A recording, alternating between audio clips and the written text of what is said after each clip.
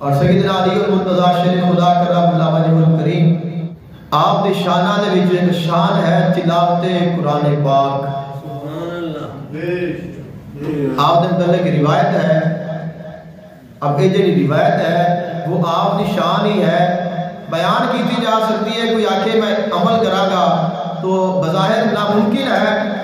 آقا علیہ السلام آپ نے ایسی شان عطا فرمائی ہے، ایسا مقام عطا فرمایا ہے. فرمایا اگر میں گھوڑے سے سوار ہونا ہوئے اور ایک پیر میرا ایک رکعت میں رکھ لواں اور دوسرا پیر رکعت میں ڈالن تو پہلے میں پورے قرآن کی تلاوت کر لینا.